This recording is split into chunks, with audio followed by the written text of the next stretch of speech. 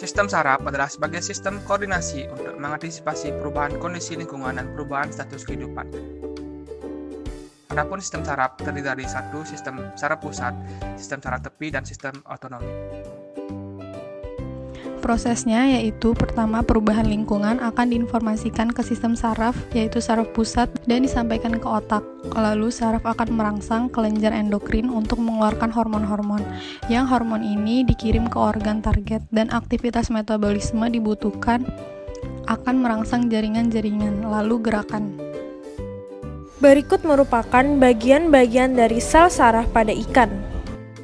Dendrit berfungsi sebagai penerima rangsangan reseptornya. Akson berfungsi untuk meneruskan rangsangan. Sinapse atau ujung saraf adalah pertemuan antara akson dan inti dendrit dari sel saraf lainnya. Sistem cerebrospinal terdiri dari bagian pusat mencakup otak dan spinal cord, serta bagian tepi meliputi syaraf spinal, syaraf kranial, dan organ sensori. Ikan memiliki bagian terpenting dari tubuhnya yaitu otak.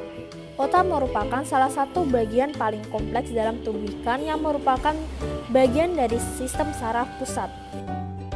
Bagian-bagian dari otak itu sendiri antara lain yang pertama telesepalon, yang kedua diencephalon, yang ketiga mesencephalon, yang keempat metencephalon, dan yang terakhir myelencephalon.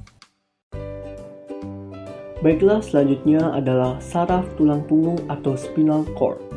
Spinal cord merupakan lanjutan dari medula oblongata atau MO, memanjang ke posterior hingga ke bagian depan ekor.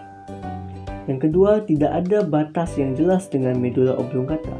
Yang ketiga, berbentuk tabung dan ada saluran pusat atau central canal yang sangat kecil. Yang keempat, sekeliling sentral kanal tersebut mengandung sel-sel saraf dan serabut saraf. Selanjutnya, sistem saraf tepi. Sistem saraf tepi disusun oleh saraf kranikal dan saraf spinal. Yang pertama, saraf spinal. Saraf spinal merupakan sel saraf yang melekat pada kedua sisi tulang belakang.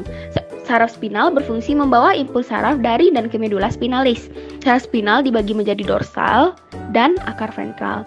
Yang pertama, akar dorsal terdiri dari serat saraf sensorik yang menghantarkan impuls saraf dari reseptor sensorik ke medula spinalis.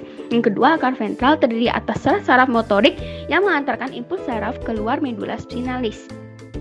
Saraf kranikal, dari otak sendiri terdapat 11 saraf otak yang menyebarkan organ-organ sensori tertentu dan otot-otot tertentu.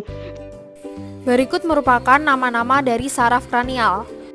Syaraf terminalis, syaraf olfaktorius, syaraf ovomotor, syaraf tohliar, syaraf trigeminalis. Nervus abducens, nervus fascialis, nervus acousticus, nervus glossoparin, dan nervus vagus. Sistem saraf otonom adalah bagian sistem saraf tepi yang mengatur fungsi visceral tubuh. Sistem saraf simpatis dan parasimpatis adalah bagian sistem saraf perifer motorik yang bertanggung jawab untuk hemostatik. Sistem saraf simpatis dan parasimpatis tidak hanya bekerja sendiri saja, tetapi juga memiliki interaksi dengan sistem saraf somatik.